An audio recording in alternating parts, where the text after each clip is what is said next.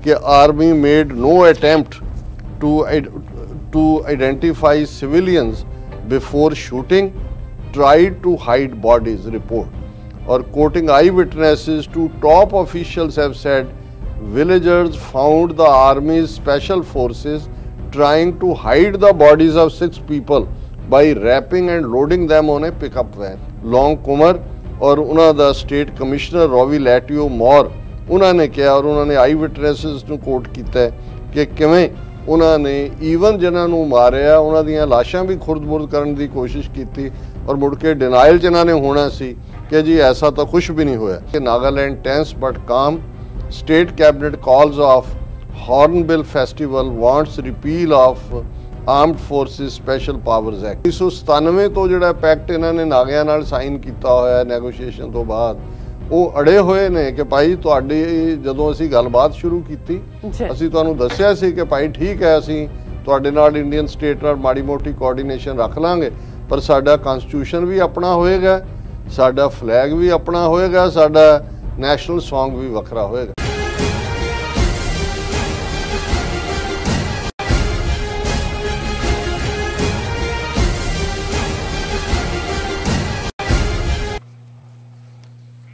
वाहिगुरू जी का खालसा वाहिगुरू जी की फतेह। अस्सलाम वालेकुम आदाब बर्ज महा तुहाडी होस्ट नीलू कौर ते मैं टीवी 84 ਦੇ ਸਾਰੇ ਦਰਸ਼ਕਾਂ ਤੇ ਸਰੋਤਿਆਂ ਨੂੰ ਜੀ ਆਇਆਂ ਕਹਿੰਦੀਆਂ ਪ੍ਰੋਗਰਾਮ ਸੱਚੋ ਸੱਚ ਵਿੱਚ ਜਿਹੜੇ ਇਸ ਪ੍ਰੋਗਰਾਮ ਨਾਲ ਦੇਸ਼ਾਂ ਵਿਦੇਸ਼ਾਂ ਤੋਂ ਜੁੜ ਚੁੱਕੇ ਨੇ। ਖਾਲਸਾ ਅਫੇਅਰ ਸੈਂਟਰ ਦੇ ਸੰਚਾਲਕ ਡਾਕਟਰ ਅਮਰਜੀਤ ਸਿੰਘ ਜੀ ਰੋਜ਼ਾਨੇ ਤਰ੍ਹਾਂ ਸਟੂਡੀਓ ਵਿੱਚ ਮੇਰੇ ਨਾਲ ਸ਼ਾਮਲ ਨੇ। ਆਉਣਾ ਨਾਲ ਗੱਲਬਾਤ ਕਰਕੇ ਅੱਜ ਦੇ ਵਿਸ਼ੇ ਉੱਪਰ ਉਹਨਾਂ ਤੋਂ ਉਹਨਾਂ ਦਾ ਤਬਸਰਾ ਜਾਣਦੇ ਹਾਂ।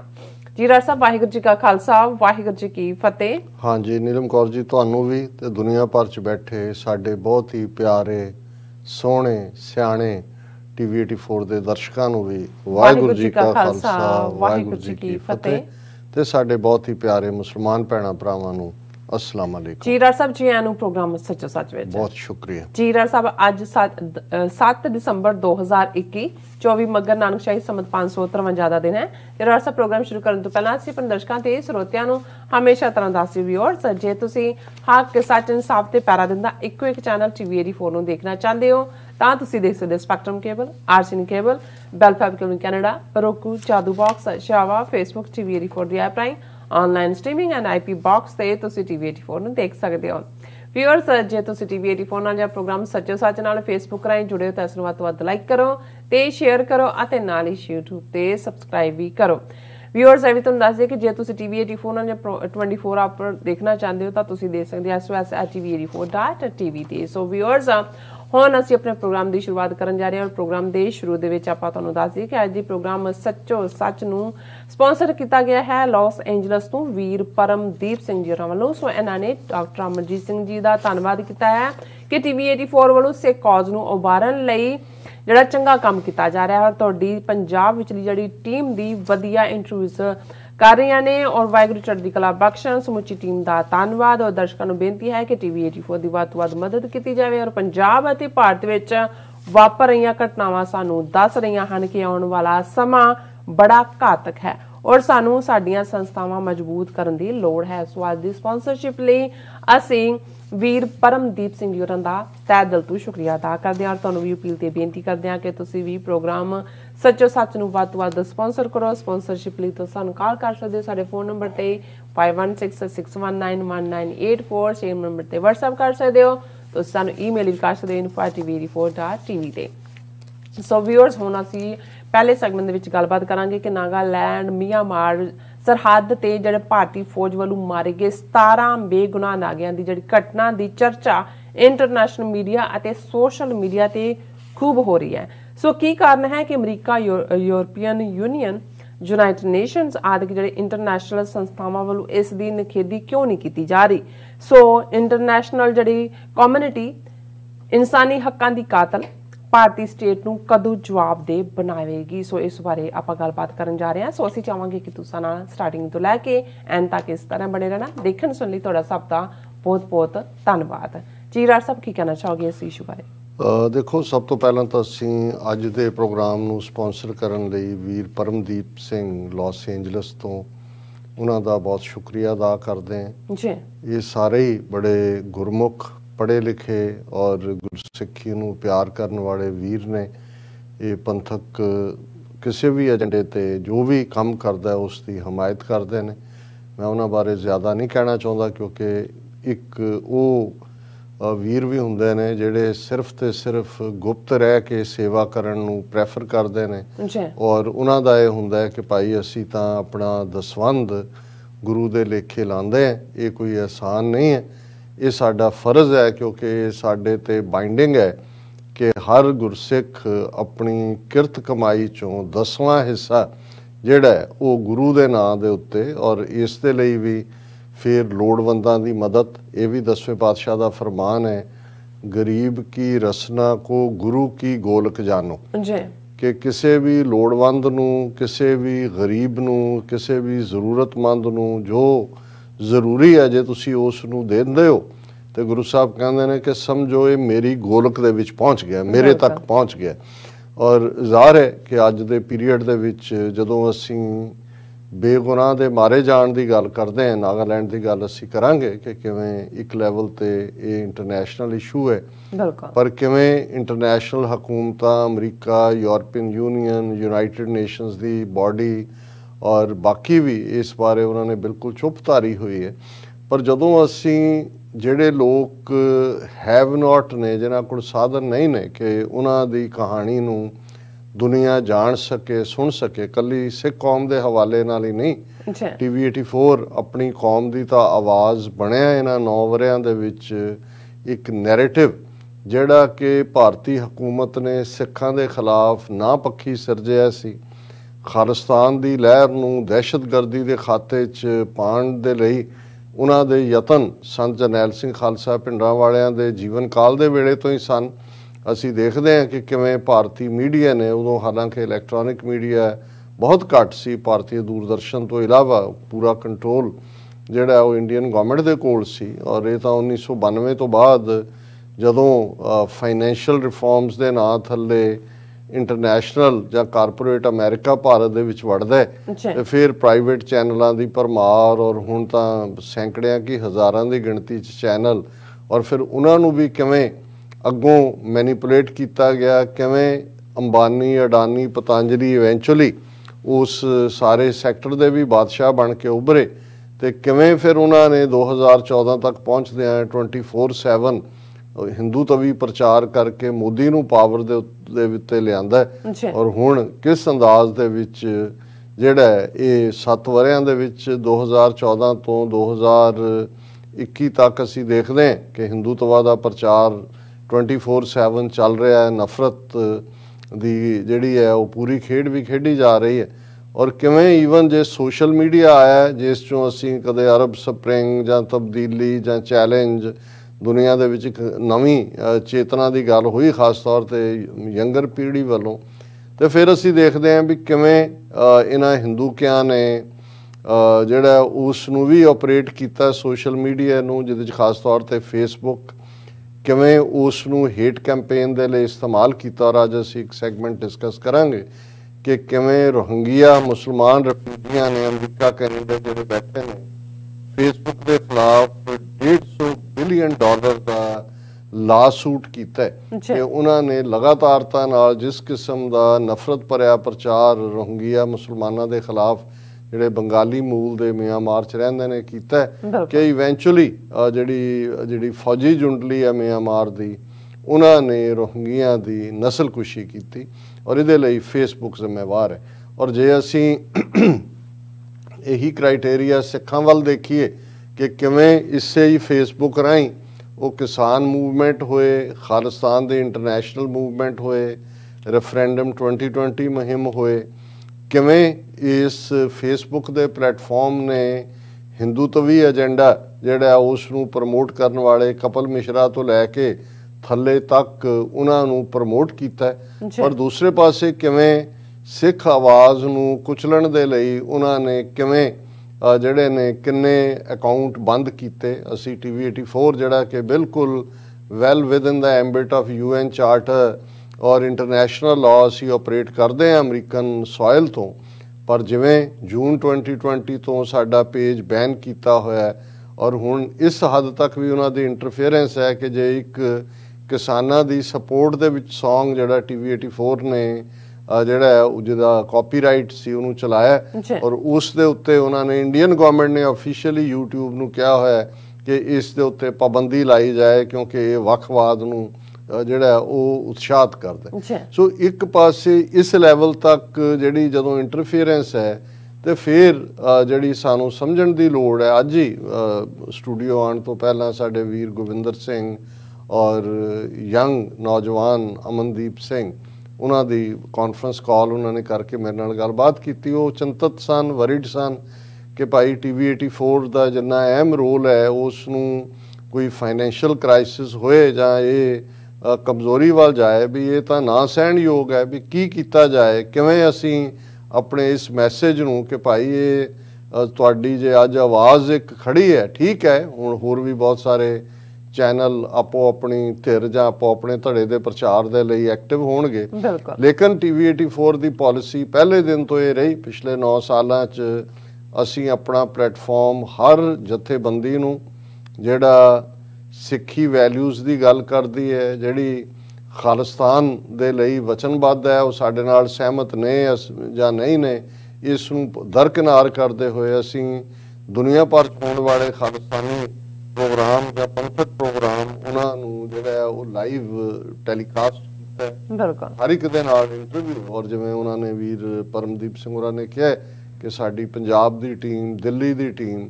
ਉਹ ਜਿਸ ਤਨਦੇਹੀ ਦੇ ਨਾਲ ਲੱਗੀ ਹੋਈ ਹੈ, ਅਸੀਂ ਹਰ ਸੈਕਟਰ ਤੱਕ, ਕਿਉਂਕਿ ਅਸੀਂ ਇਹ ਸਮਝਦੇ ਹਾਂ ਵੀ ਜਿਵੇਂ ਸਾਡਾ ਸੱਚੋ ਸੱਚ 1.5 ਘੰਟੇ ਦਾ ਪ੍ਰੋਗਰਾਮ ਹੈ ਇਹ ਨਜ਼ਰੀਆਤੀ ਹੈ ਕਿਉਂਕਿ ਅਸੀਂ ਕਾਇਦਿਆਂ ਨੂੰ ਲੈ ਕੇ ਚੱਲੇ ਹੋਏ ਹਾਂ ਔਰ ਜ਼ਾਹਰ ਹੈ ਕਿ ਵੀ ਅਸੀਂ ਖਾਲਿਸਤਾਨ ਦੀ ਐਡਵੋਕੇਸੀ ਹਰ ਐਂਗਲ ਤੋਂ ਦੁਨੀਆ 'ਚ ਕੀ ਵਾਪਰਦਾ ਹੈ, ਕਿੱਥੇ ਵਾਪਰਦਾ ਹੈ, ਉਹ ਸਾਡੀ ਕੌਮ ਨੂੰ ਕਿਵੇਂ ਪ੍ਰਭਾਵਿਤ ਕਰੇਗਾ, ਸਾਡੀ ਮੰਜ਼ਿਲ ਖਾਲਿਸਤਾਨ ਨੂੰ ਕਿਵੇਂ ਨੇੜੇ ਲਿਆਏਗਾ, ਅਸੀਂ ਉਸ ਤੇ ਫੋਕਸ ਰੱਖਿਆ। ਪਰ 24 ਘੰਟੇ ਨੇ ਦਿਨ ਦੇ ਔਰ ਉਹਦੇ 'ਚ ਅਸੀਂ ਫਤਿਹਗੜ੍ਹ ਸਾਹਿਬ ਜਿਹੜਾ ਸਾਡੀ ਉਹ ਪਾਵਨ ਧਰਤੀ ਹੈ, ਸਾਹਿਬਜ਼ਾਦਿਆਂ ਦੀ ਸ਼ਹਾਦਤ ਦੀ, ਮਾਤਾ ਗੁਜਰੀ ਜੀ ਦੀ ਸ਼ਹਾਦਤ ਦੀ ਜੋਤੀ ਸਰੂਪ, ਉਸ ਤੋਂ ਸਾਡੇ ਲਾਈਵ ਪ੍ਰੋਗਰਾਮ ਸਵੇਰੇ ਸ਼ਾਮ ਹੁੰਦੇ ਨੇ। ਔਰ ਇਸ ਤੋਂ ਇਲਾਵਾ ਜਿਹੜਾ 24 ਘੰਟੇ ਦੇ ਸਾਡੇ ਸਕੈਜੂਲ 'ਚ ਜਿਹੜੀ ਹੈ ਕੋਸ਼ਿਸ਼ ਹੁੰਦੀ ਹੈ ਕਿ ਸਿੱਖ ਵੈਲਿਊਜ਼ ਨੂੰ ਪ੍ਰਮੋਟ ਕਰਨ ਵਾਲਾ ਔਰ ਜਿਵੇਂ ਜੇ ਕੀਰਤਨ ਦੇ ਹਵਾਲੇ ਨਾਲ ਵੀ ਵਰਲਡ ਸਿੱਖ ਪਾਰਲੀਮੈਂਟ ਨੇ ਉਦਮ ਕੀਤਾ, ਗੁਰੂ ਤੇਗ ਬਹਾਦਰ ਸਾਹਿਬ ਦੀ ਸ਼ਹਾਦਤ ਨੂੰ ਮੁੱਖ ਰੱਖਦੇ ਆ ਉਹਨਾਂ ਨਿਰਧਾਰਿਤ ਰਾਗਾਂ ਦੇ ਵਿੱਚ ਸ਼ਬਦ ਗਾਇਨ ਰਿਕਾਰਡ ਕਰਵਾਇਆ ਰਾਗੀਆਂ ਤੋਂ, ਜਿਨ੍ਹਾਂ ਰਾਗਾਂ 'ਚ ਗੁਰੂ ਤੇਗ ਬਹਾਦਰ ਸਾਹਿਬ ਨੇ ਬਾਣੀ ਉਚਾਰੀ ਹੋਈ ਹੈ ਔਰ ਉਹ ਵੀ ਸਾਡੇ ਇਸ ਪ੍ਰੋਗਰਾਮ 'ਚ ਲਗਾਤਾਰਤਾ ਦੇ ਨਾਲ ਚੱਲਦਾ ਹੈ ਔਰ ਹਰ ਇੱਕ ਦੇ ਲਈ ਅਸੀਂ ਮੌਕਾ ਮੁਹੱਈਆ ਕਰਵਾਉਂਦੇ। ਸੋ ਅਸੀਂ ਜਿੱਥੇ ਵੀਰ ਪਰਮਦੀਪ ਸਿੰਘ ਹੋਰਾਂ ਦਾ ਸ਼ੁਕਰੀਆ ਅਦਾ ਕਰਦੇ ਹਾਂ, ਉੱਥੇ ਇਹ ਗੁਜ਼ਾਰਿਸ਼ ਵੀ ਕਰਦੇ ਹਾਂ ਕਿ ਇਹ ਕੰਮ ਪੰਥ ਦਾ ਹੋ ਸਕਦਾ, ਸਾਥੋਂ ਗਲਤੀਆਂ ਹੁੰਦੀਆਂ ਨੇ, ਹੋ ਰਹੀਆਂ ਨੇ, ਹੋਣਗੀਆਂ ਵੀ, ਜਿਹੜਾ ਕੰਮ ਕਰੇਗਾ ਗਲਤੀ ਉਹੀ ਕਰਦਾ। ਤੁਸੀਂ ਸਾਡੇ ਨਾਲ ਜੁੜੋ, ਸਾਨੂੰ ਗਲਤੀਆਂ ਦੱਸੋ, ਕੋਈ ਇਹਦੇ 'ਚ ਨਵਾਂ ਕੰਟੈਂਟ ਜਿਹੜਾ ਜੇ ਐਡ ਹੋ ਸਕਦਾ, ਅਸੀਂ ਬਿਲਕੁਲ, ਸਾਡਾ ਇਹ ਪਲੇਟਫਾਰਮ ਸਭ ਦੇ ਲਈ ਖੁੱਲ੍ਹਾ ਹੈ। ਅਸੀਂ ਢੱਕੀ ਰਿੱਝੇ ਕੋਈ ਨਾ ਬੁੱਝੇ ਵਾਂਗ ਕਿਸੇ ਆਪਣੀ ਧਿਰ ਦੇ ਹੀ ਪ੍ਰੋਪੇਗੈਂਡੇ ਨਾਲ ਨਹੀਂ ਜੁੜੇ ਹੋਏ। ਸਾਡੇ ਲਈ ਹਮਰਾ ਧੜਾ ਰਹਾ ਸਮਾਈ, ਗੁਰੂ ਨਾਨਕ ਸਾਹਿਬ ਨੇ ਇਹ ਬਿਆਨਿਆ ਸੀ ਕਿ ਜਦੋਂ ਤੁਸੀਂ ਇੱਕ ਸੱਚ ਦੇ ਰਸਤੇ ਤੇ ਤੁਰਦੇ ਹੋ ਤੇ ਗੁਰੂ ਨਾਨਕ ਸਾਹਿਬ ਨੇ ਉਹ ਕਲੋਜ਼ ਰਿਲੇਸ਼ਨਸ਼ਿਪਸ ਡਿਸਕ੍ਰਾਈਬ ਕੀਤੀਆਂ ਜਿਹੜੀਆਂ ਤੁਹਾਡੀ ਡਿਸੀਜਨ ਮੇਕਿੰਗ ਨੂੰ ਪ੍ਰਭਾਵਿਤ ਕਰਦੀਆਂ ਨੇ। ਕਿਸੇ ਧੜਾ ਕੀਆ ਮਿੱਤਰ ਸੁਤ ਨਾਲ ਭਾਈ, ਕਿਸੇ ਧੜਾ ਕੀਆ ਕੁੜਮ ਸੱਕੇ ਨਾਲ ਜਵਾਈ, ਕਿਸੇ ਧੜਾ ਕੀਆ ਸਿਕਦਾਰ ਚੌਧਰੀ ਨਾਲ ਆਪਣੇ ਸਵਾਈ, ਹਮਰਾ ਧੜਾ ਹਰ ਰਹਾ ਸਮਾਈ। ਧੜਾ ਹੈ ਕਿ ਤੁਸੀਂ ਪਾਰਟੀਸਨ ਹੋ, ਆਪਣੀ ਧਿਰ ਬਣਦੇ ਹੋ ਕਿ ਵੀ ਕਿਸੇ ਧੜਾ ਕੀਆ ਮਿੱਤਰ ਸੁਤ ਨਾਲ ਭਾਈ, ਕਿਸੇ ਨੂੰ ਆਪਣੇ ਦੋਸਤ ਦਾ ਲਿਹਾਜ਼ ਹੋਏਗਾ, ਕਿਸੇ ਨੂੰ ਆਪਣੇ ਪੁੱਤਰ ਦਾ ਲਿਹਾਜ਼ ਹੋਏਗਾ, ਕਿਸੇ ਨੂੰ ਆਪਣੇ ਭਰਾ ਦਾ ਲਿਹਾਜ਼ ਹੋਏਗਾ, ਕਿਸੇ ਦੀ ਕੁੜਮਾਚਾਰੀ ਹੋਏਗੀ, ਕਿਸੇ ਨੂੰ ਆਪਣੇ ਜਵਾਈ ਭਾਈ ਦਾ ਲਿਹਾਜ਼ ਹੋਏਗਾ, ਕਿਸੇ ਦਾ ਜਿਹੜਾ ਉਹ ਜਿਹੜਾ ਉਸ ਥਾਂ ਦਾ ਹਾਕਮ ਹੈ, ਸਿਕਦਾਰ ਹੈ, ਚੌਧਰੀ ਹੈ, ਉਸ ਦਾ ਡਰ ਪਿਆ ਹੋਏਗਾ ਜਾਂ ਉਸ ਦਾ ਉਹ ਜੋਟੀਦਾਰ ਹੋਏਗਾ। ਪਰ ਗੁਰੂ ਸਾਹਿਬ ਨੇ ਫਰਮਾਇਆ ਕਿ ਵੀ ਮੇਰਾ ਧੜਾ ਇਹਨਾਂ ਚੋਂ ਕਿਸੇ ਨਾਲ ਨਹੀਂ ਹੈ, ਹਮਰਾ ਧੜਾ ਹਰ ਰਾਹ ਸਮਾਏ। ਅਸੀਂ ਐ ਜੀ ਨਾ ਹਮ ਉੱਤਮ ਨੀਚ ਨਾ ਮੱਧਮ, ਹਰ ਸ਼ਰਨਾਗਤ ਹਰ ਕੇ ਲੋਕ। ਇਹ ਗੁਰੂ ਨਾਨਕ ਸਾਹਿਬ ਦੀ ਬਾਣੀ ਹੈ ਕਿ ਇਹ ਦੁਨੀਆ ਦੇ ਲੋਕੋ ਸੁਣੋ, ਨਾ ਅਸੀਂ ਅਵਲ ਦੋਮ ਸੇਮ ਹੈ। ਜਿਵੇਂ ਬ੍ਰਾਹਮਣਵਾਦ ਨੇ ਬ੍ਰਾਹਮਣ ਨੂੰ ਅਵਲ ਬਣਾਇਆ ਤੇ ਸ਼ੂਦਰ ਨੂੰ ਸਭ ਤੋਂ ਥੱਲੇ ਰੱਖਿਆ, ਜਾਂ ਸੁਸਾਇਟੀ ਯੂਰਪੀਅਨ ਸੁਸਾਇਟੀਜ਼ ਵੀ upper class lower class white collared blue collared ਸਾਨੂੰ ਕਿਹਾ ਨੋ ਐ ਜੀ ਨਾ ਹਮ ਉੱਤਮ ਨੀਚ ਨਾ ਮੱਧਮ ਨਾ ਅਸੀਂ ਉੱਚੇ ਵਿਚਕਾਰ ਨੀਵੇਂ ਕਿ ਇਸ ਕੈਟਾਗਰੀ 'ਚ ਯਕੀਨ ਹੀ ਨਹੀਂ ਕਰਦੇ ਹਰ ਸ਼ਰਨਾਗਤ ਹਰ ਕੇ ਲੋਕ ਅਸੀਂ ਹਰੀ ਦੀ ਰਿਫਿਊਜ 'ਚ ਹੈ ਹਰੀ ਦੀ ਸ਼ਰਨ 'ਚ ਹੈ ਰੱਬ ਦੇ ਚਰਨਾਂ 'ਚ ਹੈ ਤੇ ਰੱਬ ਦੇ ਅਸੀਂ ਬੰਦੇ ਹਾਂ ਤੇ ਰੱਬ ਦਾ ਬੰਦਾ ਜਿਹੜਾ ਹੈ ਉਹ ਅਵਲ ਦੋਮ ਸੇਮ ਨਹੀਂ ਹੁੰਦਾ ਅਸੀਂ ਜਿਹੜੇ ਹੈ ਜਿਵੇਂ ਭਗਤ ਰਵਿਦਾਸ ਜੀ ਨੇ ਫਰਮਾਇਆ ਸੀ ਕਿ ਭਾਈ ਅਸੀਂ ਤਾਂ ਉਸ ਸ਼ਹਿਰ 'ਚ ਹੈ ਜਿੱਥੇ ਕਿ ਸਾਰੇ ਮਸਤੀ ਦੇ ਵਿੱਚ ਰਹਿੰਦੇ ਨੇ ਬੇਗਮਪੁਰਾ ਸ਼ਹਿਰ ਕੋ ਨਾਓ ਦੁੱਖ ਅੰਦੋ ਨਹੀਂ ਤਹਿ ਠਾਓ ਔਰ ਇਹ ਜਿੱਥੇ ਕਿ ਕੋਈ ਦੁੱਖ ਨਹੀਂ ਹੈ ਕੋਈ ਅੰਦੇਸ਼ਾ ਨਹੀਂ ਹੈ ਕੋਈ ਖਰਾਜ ਨਹੀਂ ਹੈ ਨਾ ਕੋਈ ਜਵਾਲ ਨਹੀਂ ਹੈ ਸੋ ਅਸੀਂ ਉਸ ਗੁਰੂ ਨਾਨਕ ਦੇ ਸਿੱਖ ਹੈ ਔਰ ਇਹੀ ਸਾਡੀ ਪਹੁੰਚ ਅਸੀਂ ਆਪਣੀ ਜ਼ਿੰਦਗੀ 'ਚ ਵੀ ਕੋਸ਼ਿਸ਼ ਕਰਦੇ ਹਾਂ ਕਿ ਸਾਡੀ ਅਪਰੋਚ ਇਹ ਹੋਏ ਔਰ TV 84 ਦੀ ਪਾਲਿਸੀ ਦੇ ਨਾਤੇ ਵੀ ਅਸੀਂ ਇਹ ਮੰਨ ਕੇ ਤੁਰੇ ਕਿ ਭਾਈ ਇਹ ਸੱਚ ਹੱਕ ਇਨਸਾਫ ਦੀ ਆਵਾਜ਼ ਹੈ ਇਸ ਲਈ ਸਾਡੀ ਆਵਾਜ਼ ਨੂੰ ਸਿਰਫ ਸਿੱਖ ਕੌਮ ਨਹੀਂ ਅੱਜ ਦੇ ਵੱਡੀ ਗਿਣਤੀ ਦੇ ਵਿੱਚ ਸਾਡੇ ਮੁਸਲਮਾਨ ਭੈਣ ਭਰਾ ਖਾਸ ਤੌਰ ਤੇ ਪਾਕਿਸਤਾਨ ਜਾਂ ਦੁਨੀਆ 'ਚ ਬੈਠੇ ਸਾਡੇ ਕਸ਼ਮੀਰੀ ਭੈਣ ਭਰਾ ਦੋਵੇਂ ਪਾਸਿਆਂ ਦੇ ਕਸ਼ਮੀਰਾਂ 'ਚ ਵੀ ਜੇ ਉਹ TV 84 ਨੂੰ ਆਪਣੀ ਆਵਾਜ਼ ਸਮਝਦੇ ਨੇ ਤੇ ਇਹ 9 ਸਾਲ ਦੀ ਉਸ ਘਾਲਣਾ ਦਾ ਨਤੀਜਾ ਹੈ ਜਿੱਥੇ ਕਿ ਅਸੀਂ ਇਹ ਮੰਨ ਕੇ ਤੁਰੇ ਕਿ ਭਾਈ ਜਿਹੜੇ ਦਲਿਤ ਨੇ ਟਰਾਈਬਲ ਨੇ ਅਸੀਂ ਉਹਨਾਂ ਦੀ ਵੀ ਆਵਾਜ਼ ਹੈ ਨਾਗਿਆਂ ਦੀ ਗੱਲ ਜਿਹੜੀ ਅਸੀਂ ਕੱਲ ਵੀ ਵੇਰਵੇ ਦੇ ਨਾਲ ਕੀਤੀ ਕਿ ਕਿਵੇਂ ਇਹਨਾਂ ਨੇ ਭਾਰਤੀ ਹਕੂਮਤ ਨੇ ਤਿੰਨੋਂ ਸੂਬਿਆਂ ਦੇ ਵਿੱਚ ਜਿਹੜੇ ਤਿੰਨੋਂ ਹੀ ਸਰਹੱਦੀ ਸੂਬੇ ਨੇ ਜਿੱਥੇ ਭਾਰਤ ਦੀਆਂ ਅਕਲੀਅਤਾਂ ਜਿਹੜੀਆਂ ਨੇ ਉਹ ਵੱਡ ਗਿਣਤੀ 'ਚ ਨੇ ਘੱਟ ਗਿਣਤੀਆਂ ਬਹੁ ਗਿਣਤੀ 'ਚ ਨੇ ਪੰਜਾਬ ਦੇ ਵਿੱਚ ਸਿੱਖ ਜੰਮੂ ਕਸ਼ਮੀਰ ਦੇ ਵਿੱਚ ਮੁਸਲਮਾਨ ਔਰ ਨਾਗਾਲੈਂਡ ਦੇ ਵਿੱਚ ਈਸਾਈ ਉਹਨਾਂ ਨੂੰ ਕਿਵੇਂ ਟਾਰਗੇਟ ਕੀਤਾ ਹੈ ਔਰ ਜਿਹੜੀ ਘਟਨਾ ਪਿਛਲੇ ਦਿਨਾਂ ਦੇ ਵਿੱਚ ਮਿਆਂਮਾਰ ਨਾਗਾਲੈਂਡ ਸਰਹੱਦ ਤੇ ਹੋਈ ਹਾਲਾਂ ਜਦੋਂ ਤੁਸੀਂ 13 ਕਿਲਿੰਗਸ ਜਾਂ 17 ਕਿਲਿੰਗਸ ਦੀ ਗੱਲ ਕਰਦੇ ਹੋ ਇਹ ਸਾਰੇ ਉਸੇ ਮੌਕੇ ਤੇ ਨਹੀਂ ਮਾਰੇ ਗਏ ਉਹ ਨੰਬਰ ਵੇਰੀ ਕਰਦਾ ਔਰ ਕਿਉਂਕਿ ਸਾਰਾ ਨਾਰਥ ਈਸਟ ਜਿਹੜਾ ਉਸ ਦੇ ਵਿੱਚ ਇਹਨਾਂ ਨੇ armed forces special powers act ਲਾਇਆ ਹੋਇਆ ਕੋਈ ਵੀ ਬਾਹਰਲਾ ਬੰਦਾ ਫੋਰਨ ਸਿਟੀਜ਼ਨ ਜਿਹੜਾ ਹੈ ਈਵਨ ਇੰਡੀਅਨ ਵੀ ਜੇ ਉਹਨੇ ਨਾਗਾਲੈਂਡ 'ਚ ਜਾਣਾ ਹੈ ਤਾਂ ਇੱਕ ਸਪੈਸ਼ਲ ਪਰਮਿਟ ਦੀ ਲੋੜ ਹੈ ਇੰਟਰਨਲ ਪਰਮਿਟ ਜਿਹੜਾ ਉਹਨਾਂ ਨੇ ਪਿਛਲੇ 1958 ਤੋਂ ਇਹ ਜਿਹੜਾ armed forces special power act ਹੈ ਮੈਂ ਦੇਖ ਰਿਹਾ ਸੀ ਕਿ 1958 ਤੋਂ ਲਾਗੂ ਕੀਤਾ ਹੋਇਆ ਔਰ ਉਹਨਾਂ ਜ਼ਮਾਨਿਆਂ ਦੇ ਵਿੱਚ ਜਦੋਂ ਇਹ ਲਾਗੂ ਕਰਨ ਜਾਂ ਬਣਾਉਣ ਦੀ ਗੱਲ ਵੀ ਨਾਰਥ ਈਸਟ ਦੀਆਂ ਸਟੇਟਾਂ ਲਈ ਹੋ ਰਹੀ ਸੀ ਜਿਹੜੇ ਵਿਜ਼ਨਰੀ ਲੀਡਰ ਸੀ ਉਹਨਾਂ ਨੇ ਕਿਹਾ ਵੀ ਤੁਸੀਂ ਇੱਕ ਪਾਸੇ ਤਾਂ ਭਾਰਤ ਦੇ ਲੋਕਾਂ ਨੂੰ ਕਨਸਟੀਟਿਊਸ਼ਨਲ ਰਾਈਟ ਦੀ ਗੱਲ ਕਰਦੇ ਹੋ ਕਿ ਉਹ ਜਿੱਥੇ ਮਰਜ਼ੀ ਜਾ ਸਕਦੇ ਨੇ ਜਿੱਥੇ ਮਰਜ਼ੀ ਜਾਇਦਾਦ ਖਰੀਦ ਸਕਦੇ ਨੇ ਜਿੱਥੇ ਮਰਜ਼ੀ ਉਹ ਜਿਹੜਾ ਹੈ ਉਹ ਇੰਟਰੈਕਟ ਕਰ ਸਕਦੇ ਨੇ ਉਹਨਾਂ ਨੂੰ ਖੁੱਲ੍ਹ ਹੈ ਸਾਰੇ ਪਾਸੇ ਪਰ ਤੁਸੀਂ ਆਪਣੇ ਨਾਰਥ ਈਸਟ ਦੇ ਵਿੱਚ ਇਸ ਕਿਸਮ ਦੇ ਕਾਨੂੰਨ ਬਣਾ ਰਹੇ ਹੋ ਸਪੈਸ਼ਲ ਪਰਮਿਟ ਕੋਟਾ ਲਾਗੂ ਕਰ ਰਹੇ ਹੋ ਕਿ ਤੁਸੀਂ ਉਹਨਾਂ ਨੂੰ ਤਾਂ ਰੈਸਟ ਆਫ ਇੰਡੀਆ ਦੇ ਨਾਲ ਜੋੜਨਾ ਹੀ ਨਹੀਂ ਚਾਹੁੰਦੇ ਤੁਸੀਂ ਉਹਨਾਂ ਦਾ ਇੰਟਰੈਕਸ਼ਨ ਹੀ ਨਹੀਂ ਚਾਹੁੰਦੇ ਤੇ ਨਾ ਹੀ ਰੈਸਟ ਆਫ ਇੰਡੀਆ ਦੇ ਬਾਕੀ ਲੋਕਾਂ ਦਾ ਕਿਉਂਕਿ ਉਦੋਂ ਵੀ ਉਹਨਾਂ ਨੂੰ ਪਤਾ ਸੀ ਜਦੋਂ ਉਹਨਾਂ ਨੇ ਕੱਟ ਆਫ ਕਰਕੇ ਤੇ ਸਪੈਸ਼ਲ ਪਰਮਿਟ ਔਰ ਬਾਅਦ ਦੇ ਵਿੱਚ armed forces special powers act ਲਿਆਂਦਾ ਕਿ ਅਸੀਂ ਇਹਨਾਂ ਲੋਕਾਂ ਨੂੰ ਪਨਿਸ਼ ਕਰਨਾ ਇਹਨਾਂ ਨੇ ਸਾਡਾ ਨਾ ਤਾਂ ਉਹ ਰੇਸ ਵਾਈਜ਼ ਜਿਹੜੇ ਨੇ ਕੋਈ ਇਹਨਾਂ ਦੀ ਰੇਸ ਦੇ ਨੇ ਉਹ ਸਾਰੇ ਮੰਗਲੋਇਡ ਫੀਚਰਸ ਬਾਰੇ ਜੇ ਤੁਸੀਂ ਇੱਕ ਨਾਗੇ ਨੂੰ ਖੜਾ ਕਰ ਦਿਓ ਇੱਕ ਮੀਜ਼ੋ ਨੂੰ ਕਰ ਦਿਓ ਜਾਂ ਇੱਕ ਮਨੀਪੁਰੀ ਨੂੰ ਕਰ ਦਿਓ ਤੇ ਇੱਕ ਚੀਨੇ ਤੇ ਇੱਕ ਨੇਪਾਲੀ ਨੂੰ ਕਰ ਦਿਓ ਈਵਨ ਮੈਂ ਹਾਲਾਂ ਮੇਰਾ ਕਾਫੀ ਇੰਟਰੈਕਸ਼ਨ ਵੀ ਰਿਹਾ ਇਸ ਕਿਸਮ ਦੇ ਸਾਰੇ ਆਰਡਰ ਲੇਕਿਨ ਮੈਂ ਆਇਡੈਂਟੀਫਾਈ ਨਹੀਂ ਕਰ ਸਕਦਾ ਕਿ ਇਹਨਾਂ 'ਚੋਂ ਕੌਣ ਕੀ ਹੈ ਕਿਉਂਕਿ ਉਹ ਨਸਲੀ ਤੌਰ ਤੇ ਵੀ ਉਧਰ ਨੇ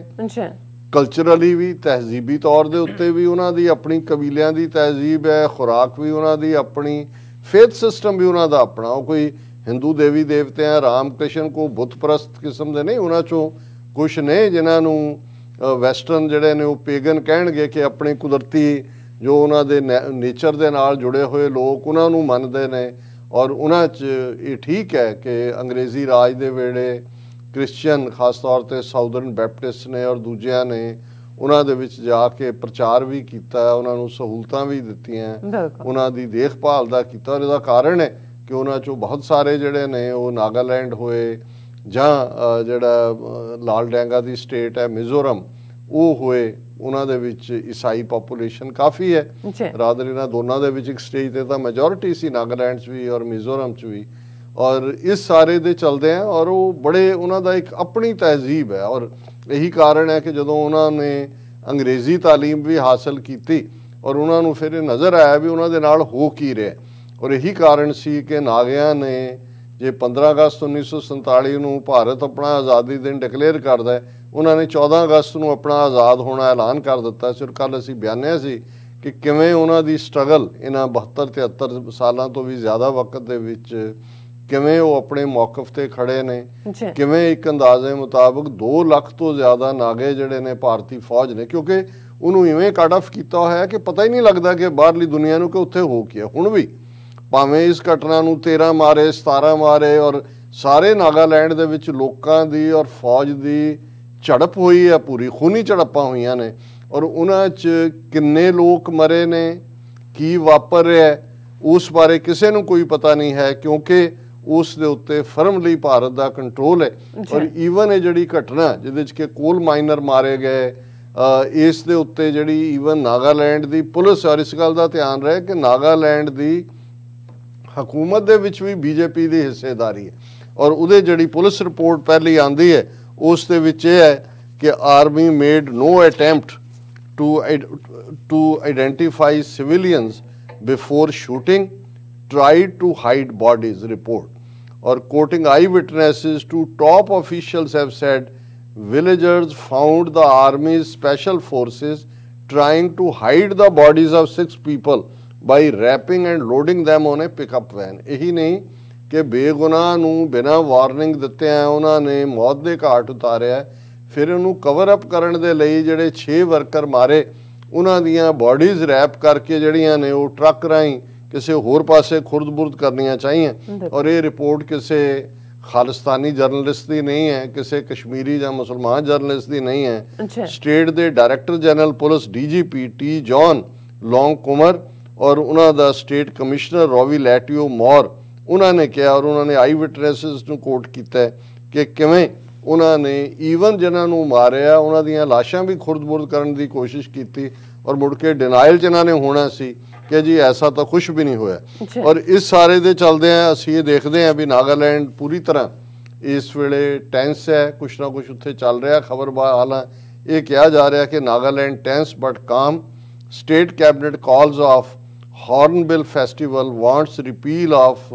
armed forces special powers act. ਹੁਣ ਇੰਨਾ ਜ਼ਿਆਦਾ ਰੋਹ ਹੈ ਨਾਗਿਆਂ 'ਚ ਕਿਉਂਕਿ ਨਾਗੇ ਬਹੁਤ ਬਹਾਦਰ ਲੋਕ ਨੇ। ਇਹ ਜਿਵੇਂ ਅਸੀਂ ਅਮਰੀਕਨ ਨੇਟਿਵਸ ਦੀ ਗੱਲ ਕਰਦੇ ਹਾਂ, ਭਾਵੇਂ ਇਹਨਾਂ ਦੇ ਕੋਲ ਗਨ ਪਾਊਡਰ ਬੰਦੂਕਾਂ ਨਹੀਂ ਸੀ, ਨਾਗੇ ਤਾਂ ਹੁਣ ਉਹਨਾਂ ਦੇ ਕੋਲ ਤਾਂ ਫਾਇਰ ਆਰਮਸ ਵੀ ਨੇ।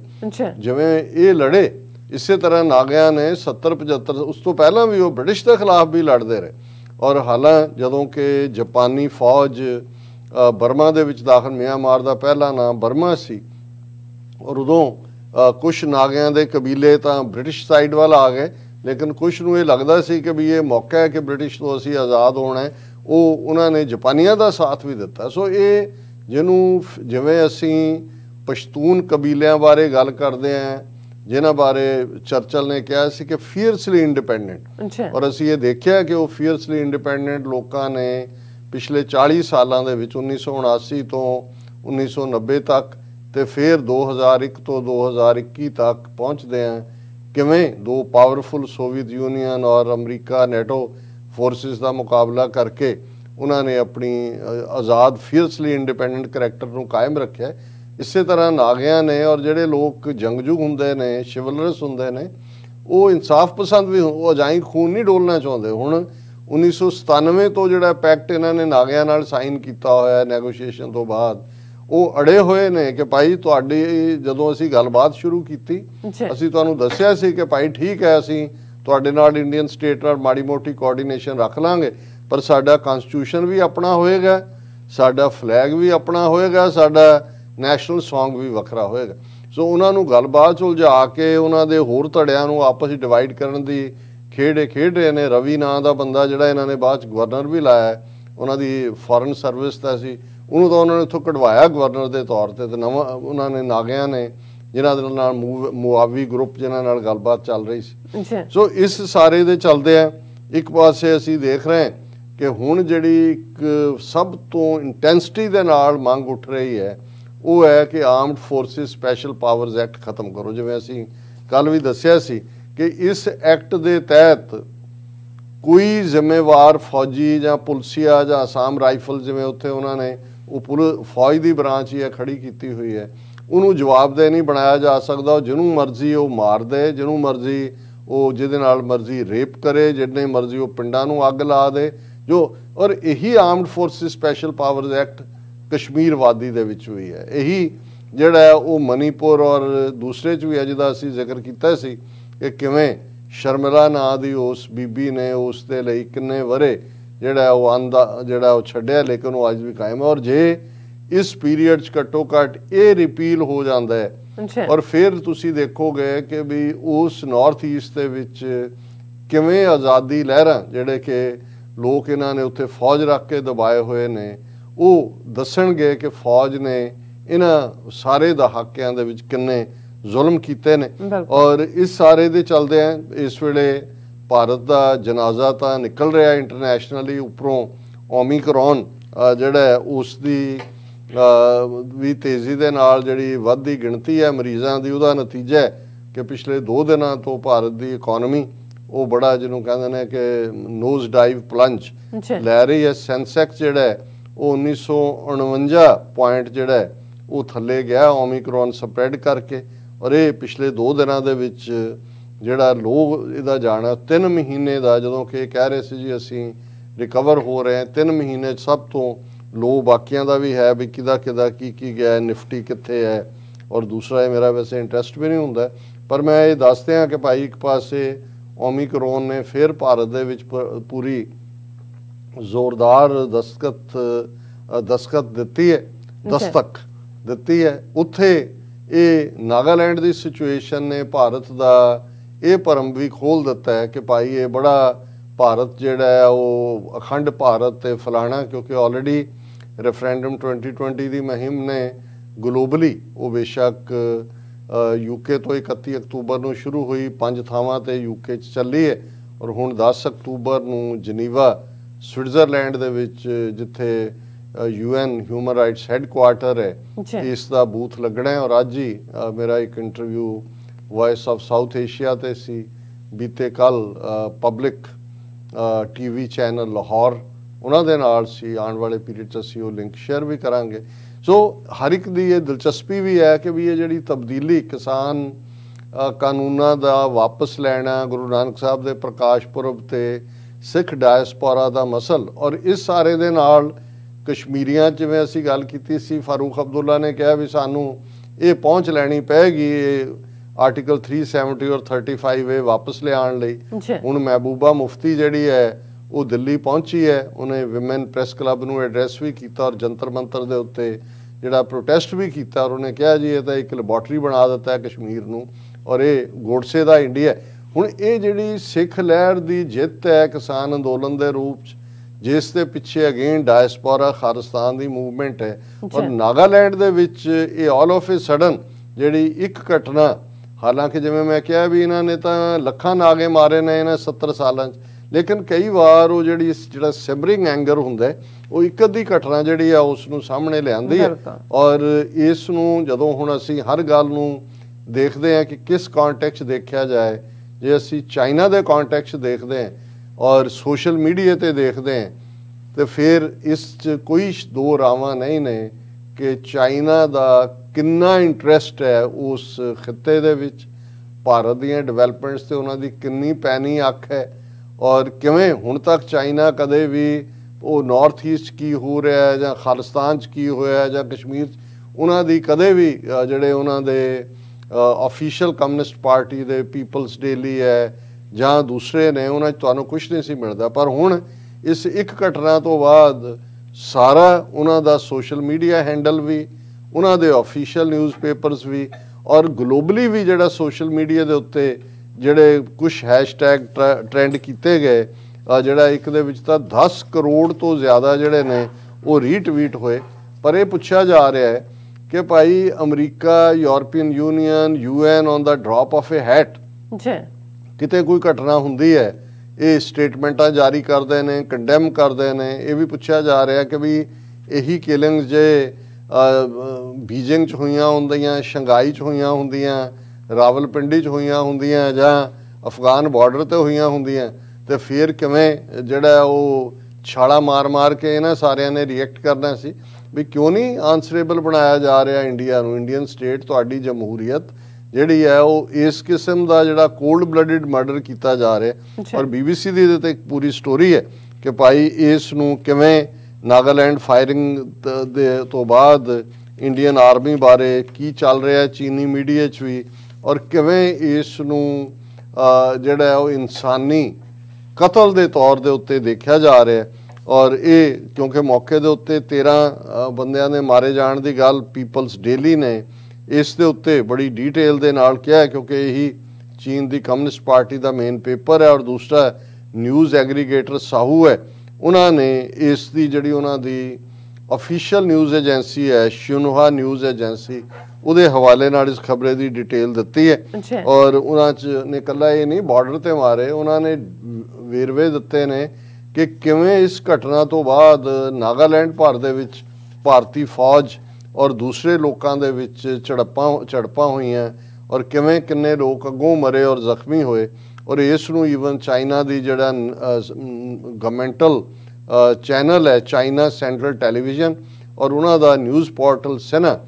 ਉਸ ਦੇ ਉੱਤੇ ਵੀ ਉਹਨਾਂ ਨੇ ਇਸ ਦੀ ਕਾਫੀ ਡੀਟੇਲ ਦੇ ਵਿੱਚ ਚਰਚਾ ਕੀਤੀ ਹੈ। ਔਰ ਇਹਨੇ ਜਿਵੇਂ ਮੈਂ ਕਿਹਾ ਗਲੋਬਲ ਟਾਈਮਸ ਨੇ ਇਸ ਨੂੰ ਇਨਸਾਨੀ ਮਰਡਰ ਕਿਹਾ ਕਿ ਵੀ ਇਹ ਡੈਲੀਬਰੇਟਲੀ ਜਿਹੜਾ ਉਹ ਕੀਤਾ ਗਿਆ। ਔਰ ਉਹਦੇ 'ਚ ਉਹਨਾਂ ਨੇ ਜਿਹੜਾ ਚੀਨੀ ਮੀਡੀਆ ਕੋਟ ਕਰ ਰਿਹਾ ਈਵਨ ਰਾਹੁਲ ਗਾਂਧੀ ਦੇ ਬਿਆਨ ਨੂੰ ਭਾਰਤੀ ਪਾਰਲੀਮੈਂਟ ਦੇ ਵਿੱਚ ਜੋ ਆਪੋਜੀਸ਼ਨ ਨੇ ਇਸ ਮਰਡਰ ਦੇ ਉੱਤੇ ਕਿਹਾ। ਔਰ ਇਹ ਉਹਦੇ 'ਚ ਸਹੂ ਨਹੀਂ ਜਿਹੜੀ ਉਹਨਾਂ ਦੀ ਨਿਊਜ਼ ਏਜੰਸੀ ਉਹਨਾਂ ਨੇ ਕਿਹਾ ਕਿ ਵੀ ਇਹ ਘਾਤ ਲਗਾ ਕੇ ਫੌਜ ਨੇ ਹਮਲਾ ਕੀਤਾ ਬਿਨਾਂ ਕੋਈ ਜਾਂਚ ਪੜਤਾਲ ਕੀਤੇ। ਉਹਨਾਂ ਨੇ ਕਿਹਾ ਵੀ ਇਹ ਕਿਸ ਕਿਸਮ ਦਾ ਮੁਲਕ ਹੈ ਕਿ ਵੀ ਇੱਕ ਪਾਸੇ ਜਿਹੜਾ ਹੈ ਕਿ ਵੀ ਉਹਨਾਂ ਨੇ ਕਿਹਾ ਵੀ ਇਹ ਦੱਸੋ ਵੀ ਇਹ ਜਿਹੜੇ ਮਾਰਨ ਵਾਲੇ ਯੂਨੀਫਾਰਮਡ ਭਾਰਤੀ ਅੱਤਵਾਦੀ ਨੇ ਉਹ ਅਫਗਾਨਿਸਤਾਨ ਦੇ ਹਮਲਿਆਂ 'ਚੋਂ ਹਿੱਸਾ ਲੈ ਕੇ ਬਾਹਰ ਆਏ ਨੇ ਜਾਂ ਕਿਸੇ ਹੋਰ ਪਾਸਿਓਂ। ਮਤਲਬ ਇਹ ਉਹਨਾਂ ਨੇ ਵਿਅੰਗ ਕੀਤਾ ਕਿ ਉੱਥੇ ਤਾਂ ਤੁਸੀਂ ਹਰ ਚੀਜ਼ ਨੂੰ ਇਵੇਂ ਹੀ ਕਹਿ ਰਹੇ ਹੋ। ਉਹਨਾਂ ਨੇ ਕਿਹਾ ਵੀ ਅਫਗਾਨਿਸਤਾਨ ਦੇ ਵਿੱਚ ਤਾਂ ਹਾਲਾਤ ਬਦਲੇ, ਵਿਗੜੇ, ਫਿਰ ਸੁਧਰਨ ਵੱਲ ਆਏ, ਲੇਕਿਨ ਭਾਰਤ ਦੇ ਵਿੱਚ ਜਿਹੜੀ ਹੈ ਦਹਿਸ਼ਤਗਰਦੀ ਦੇ ਨਾਂ ਥੱਲੇ ਜਿਵੇਂ ਹਾਲਾਤ ਨੂੰ ਵਿਗਾੜਿਆ ਗਿਆ, ਇਸ ਨਾਲ ਜਿਹੜਾ ਇਸ ਤੋਂ ਅੰਦਾਜ਼ਾ ਲਾਇਆ ਜਾ ਸਕਦਾ ਕਿ ਆਉਣ ਵਾਲੇ ਪੀਰੀਅਡ 'ਚ ਕਸ਼ਮੀਰ 'ਚ ਕੀ ਹੋਏਗਾ। ਔਰ ਜਿਵੇਂ ਮੈਂ ਕਿਹਾ ਕਿ ਵੀ ਜਿਹੜਾ ਈਵਨ ਇਸ ਦੇ ਉੱਤੇ ਹੈਸ਼ਟੈਗ ਹੈ 10 ਕਰੋੜ ਵਾਰ ਇਸ ਦੀ ਟ੍ਰੈਂਡਿੰਗ ਹੋਈ ਹੈ। ਔਰ ਉਹਦੇ 'ਚ ਇੱਕ ਯੂਜ਼ਰ ਨੇ ਇਹੀ ਪੁੱਛਿਆ ਵੀ ਅਮਰੀਕਾ ਇਹਦੇ ਤੇ ਕੀ ਰਿਐਕਸ਼ਨ ਕਿਉਂ ਨਹੀਂ ਦਿੱਤਾ ਅਮਰੀਕਾ ਨੇ? ਕੀ ਉਹ ਇਹ ਕਹਿੰਦਾ ਵੀ ਇਹ ਇੱਕ ਵਿਅਕਤੀਗਤ ਮਾਮਲਾ ਹੈ, ਇੰਡੀਵਿਜੂਅਲ ਮਾਮਲਾ ਹੈ? ਤੇ ਇਹ ਅਮਰੀਕਾ ਕਹਿ ਸਕਦਾ ਜੀ ਇਹ ਇੱਕ ਇੰਡੀਵਿਜੂਅਲ ਮਾਮਲਾ ਹੈ, ਅਸੀਂ ਹਿਊਮਨ ਰਾਈਟਸ ਦੇ ਮੁੱਦੇ ਤੇ ਦਖਲ ਅੰਦਾਜ਼ੀ ਨਹੀਂ ਕਰਦੇ। ਔਰ ਇਹ ਵੀ ਵਿਅੰਗ ਹੈ। ਔਰ ਇਸੇ ਤਰ੍ਹਾਂ ਇੱਕ ਪੋਸਟ ਦੇ ਉੱਤੇ ਕਿਹਾ ਗਿਆ ਕਿ ਵੀ ਜੇ ਇੱਕ ਅਲੱਗ ਨਜ਼ਰੀਏ ਨਾਲ ਦੇਖੋ ਤੇ ਜੇ ਇਹ ਸ਼ਿਨਜਿਆਂਗ 'ਚ ਹੋਇਆ ਹੁੰਦਾ ਤੇ ਹੁਣ ਤੱਕ ਇੰਟਰਨੈਸ਼ਨਲ ਕਮਿਊਨਿਟੀ ਜਿਹੜੀ ਹੈ ਉਹ ਚੌਂਟੇ ਚੁੱਕ ਕੇ ਚੀਨ ਦੇ ਪਿੱਛੇ ਪਈ ਹੁੰਦੀ ਕਿ ਜੀ ਤੁਸੀਂ ਮਨੁੱਖੀ ਹੱਕਾਂ ਦਾ ਘਾਣ ਕੀਤਾ। ਔਰ ਇੱਕ ਹੋਰ ਨੇ ਕਿਹਾ, ਉਹਨਾਂ ਨੇ ਕਿਹਾ ਕਿ ਵੀ ਯੂਰਪੀਅਨ ਯੂਨੀਅਨ ਉਹ ਇਹ ਕਹਿ ਸਕਦੀ ਹੈ ਜੀ ਮੈਂ ਤਾਂ ਅੰਨੀ ਹਾਂ, ਮੈਨੂੰ ਨਜ਼ਰ ਹੀ ਨਹੀਂ ਆਉਂਦਾ। ਔਰ ਅਮਰੀਕਾ ਕਹਿ ਸਕਦਾ ਜੀ ਇਹ ਤਾਂ ਇੱਕ ਮਾਮਲਾ ਹੀ ਹੋਇਆ, ਵੈਸੇ ਭਾਰਤ ਬਹੁਤ ਗ੍ਰੇਟ ਜਿਹੜੀ ਹੈ ਜਮਹੂਰੀਅਤ ਹੈ। ਇਸ ਸਾਰੇ ਦੇ ਚਲਦਿਆਂ ਅਮਿਤ ਸ਼ਾਹ ਨੂੰ ਉਹਨਾਂ ਨੇ ਕੋਟ ਕਰਕੇ ਉਹਨੂੰ ਰਿਡੀਕਿਊਲ ਕੀਤਾ ਕਿ ਉਹ ਕਹਿ ਰਿਹਾ ਜੀ ਇਹ ਤਾਂ ਮਿਸਟੇਕਨ ਆਈਡੈਂਟੀਟੀ ਹੈ। ਔਰ ਉਹਦੀ ਕਹਾਣੀ ਉਹ ਫੌਜ ਦੇ ਹਵਾਲੇ ਨਾਲ ਕਹਿ ਰਿਹਾ ਜੀ ਫੌਜ ਨੇ ਉਹਨਾਂ ਨੂੰ ਰੁਕਣ ਦਾ ਸਾਈਨ ਦਿੱਤਾ, ਉਹਨਾਂ ਨੇ ਫਿਰ ਵੀ ਅੱਗੇ ਲੈ ਆਂਦੀ। ਪਰ ਕੁੱਲ ਮਿਲਾ ਕੇ ਮੈਂ ਸਮਝਦਾ ਵੀ ਕਈ ਵਾਰ ਚੱਲ ਤਾਂ ਉੱਥੇ ਨਾਗਾਲੈਂਡ 'ਚ ਇਹੀ ਕੁਛ ਰਿਹਾ ਪਿਛਲੇ 75 ਸਾਲ ਤੋਂ, ਲੇਕਿਨ ਇੱਕ ਘਟਨਾ ਨੇ ਦੱਸ ਦਿੱਤਾ ਹੈ ਕਿ ਕਿਵੇਂ ਇੰਡੀਅਨ ਸਟੇਟ ਨੇ ਜਿਵੇਂ ਪੰਜਾਬ ਨੂੰ ਆਕੂਪਾਈ ਕਰਕੇ ਇੱਕ ਬਸਤੀ ਬਣਾਇਆ ਹੋਇਆ, ਜੰਮੂ ਕਸ਼ਮੀਰ ਨੂੰ ਇੱਕ ਬਸਤੀ ਬਣਾਇਆ ਹੋਇਆ, ਨਾਗਾਲੈਂਡ ਜਿਹਨੂੰ ਇਹ ਕਹਿੰਦੇ ਸੀ ਜੀ ਹੁਣ ਨਾਰਥ ਈਸਟ ਦੇਖੋ ਬਿਲਕੁਲ ਨਾਰਮਲ ਹੋ ਗਿਆ। ਉਹਨਾਂ ਦੀਆਂ ਸਾਰੀਆਂ ਹੀ ਆਲਮੋਸਟ 7 ਸਟੇਟਾਂ ਦੇ ਵਿੱਚ ਬੀਜੇਪੀ ਦੀ ਹਕੂਮਤ ਹੈ, ਕਿਤੇ ਸਿੱਧੇ ਤੌਰ ਤੇ ਹੈ ਜਿਵੇਂ ਅਸਾਮ 'ਚ ਹੈ, ਕਿਤੇ ਉਹ ਭਾਈਵਾਲ ਹੈ ਜਿਵੇਂ ਨਾਗਾਲੈਂਡ 'ਚ ਹੈ। ਪਰ ਇਹਨੇ ਦੱਸ ਦਿੱਤਾ ਹੈ ਕਿ ਇਹ ਸਾਰਾ ਹੀ ਨਾਰਥ ਈਸਟ ਔਰ ਖ਼ਾਸ ਤੌਰ ਤੇ ਨਾਗਾਲੈਂਡ ਔਰ ਮਿਜ਼ੋਰਮ, ਔਰ ਤੁਸੀਂ ਆਉਣ ਵਾਲੇ ਦਿਨਾਂ 'ਚ ਮਨੀਪੁਰ, ਮਿਜ਼ੋਰਮ ਦੇ ਵਿੱਚ ਵੀ ਇਸ ਕਿਸਮ ਦੀਆਂ ਘਟਨਾਵਾਂ ਦੇਖੋਗੇ, ਕਿਉਂਕਿ ਇਹ ਵੀ ਕਦੇ ਜਿਹੜੀਆਂ ਆਜ਼ਾਦੀ ਤਹਿਰੀਕਾਂ ਹੁੰਦੀਆਂ ਨੇ ਉਹ ਮਰਦੀਆਂ ਨਹੀਂ ਹੁੰਦੀਆਂ। ਇਹ ਜ਼ਰੂਰ ਕਈ ਵਾਰ ਜ਼ੁਲਮ ਦੇ ਨਾਲ ਹਾਲਾਤ ਵਸ ਦਬ ਜਾਂਦੀਆਂ ਨੇ, ਪਰ ਜਿਹੜੀ ਲੋਕਾਂ ਦੇ ਅੰਦਰ ਜਿਨ੍ਹਾਂ ਦੇ ਅੰਦਰ ਆਜ਼ਾਦੀ ਦੀ ਚਿਣਗ ਹੁੰਦੀ ਹੈ ਉਹ ਕਦੇ ਵੀ ਟਿਕ ਕੇ ਨਹੀਂ ਬਹਿੰਦੇ। ਔਰ ਇਹੀ ਅਸੀਂ ਸਮਝਦੇ ਹਾਂ ਕਿ ਨਾਗਾਲੈਂਡ ਦੀ ਇਸ ਘਟਨਾ ਨੇ ਭਾਰਤ ਦੇ ਇਸ ਪ੍ਰੋਪੇਗੈਂਡੇ ਨੂੰ ਜਿਹੜਾ ਹੈ ਬਿਲਕੁਲ ਬੇਨਕਾਬ ਕੀਤਾ। ਜੀ ਡਾਕਟਰ ਸਾਹਿਬ ਤੁਹਾਡਾ ਬਹੁਤ ਬਹੁਤ ਸ਼ੁਕਰੀਆ, ਤੁਸੀਂ ਆਪਣੇ ਵਿਚਾਰ ਸਾਡੇ ਦਰਸ਼ਕਾਂ ਨਾਲ ਸਾਂਝੇ ਕੀਤੇ ਨੇ। ਸੋ ਇੱਥੇ ਲੈਣੇ ਬ੍ਰੇਕ, ਔਰ ਬ੍ਰੇਕ ਤੇ ਜਾਣ ਤੋਂ ਪਹਿਲਾਂ ਅਸੀਂ ਆਪਣੇ ਦਰਸ਼ਕਾਂ ਤੇ ਸਰੋਤਿਆਂ ਨੂੰ ਫੀਲ ਤੇ ਬੇਨਤੀ ਕਰਦੇ ਵਿਊਅਰਸ, ਜਿਸ ਤਰ੍ਹਾਂ ਕਿ ਤੁਸੀਂ ਜਾਣਦੇ ਹੋ ਕਿ TV 84 ਇੱਕ ਪੰਥਕ ਚੈਨਲ ਹੈ। TV 84 ਦੀ ਚੜ੍ਹਦੀ ਕਲਾ ਲਈ ਵੱਧ ਤੋਂ ਵੱਧ ਡੋਨੇਟ ਕਰੋ। ਡੋਨੇਟ ਕਰਨ ਲਈ ਸਾਡੀ ਵੈਬਸਾਈਟ tv84.tv ਤੇ ਜਾ ਕੇ ਪੇਪਲ ਦੀ ਵਰਤੋਂ ਕਰਕੇ ਵਨ ਟਾਈਮ ਡੋਨੇਟ ਕਰ ਸਕਦੇ ਹੋ, ਮੰਥਲੀ ਡੋਨੇਟ ਵੀ ਕਰ ਸਕਦੇ ਹੋ। ਤੁਸੀਂ TV 84 ਦੇ ਨਾਮ ਤੇ ਚੈੱਕ ਬਣਾ ਕੇ ਸਾਨੂੰ ਮੇਲ ਵੀ ਕਰ ਸਕਦੇ ਹੋ ਸਾਡੇ ਇਸ ਪਤੇ ਤੇ 36-01 37th Avenue, Long Island City, New York 11101 USA, ਜਾਂ ਫਿਰ ਤੁਸੀਂ ਸਾਨੂੰ ਫੋਨ ਰਾਹੀਂ ਵੀ ਸੰਪਰਕ ਕਰ ਸਕਦੇ ਸਾਡੇ ਫੋਨ ਨੰਬਰ ਤੇ 5166191984। ਤੁਸੀਂ ਸਾਨੂੰ ਈਮੇਲ ਵੀ ਕਰ ਸਕਦੇ info@tv84.tv ਤੇ। ਅਸੀਂ ਤੁਹਾਡੇ ਤਹਿ ਦਿਲ ਤੋਂ ਸ਼ੁਕਰਗੁਜ਼ਾਰ ਹੋਵਾਂਗੇ। ਸੋ ਇੱਥੇ ਲੈਣੇ ਬ੍ਰੇਕ ਵਿਊਅਰਸ, ਤੁਸੀਂ ਸਾਨੂੰ ਇਸੇ ਤਰ੍ਹਾਂ ਬਣੇ ਰਹਿਣਾ। ਮਿਲਦੇ ਹਾਂ ਛੋਟੇ ਜਿਹੇ ਵਕਫੇ ਤੋਂ ਬਾਅਦ।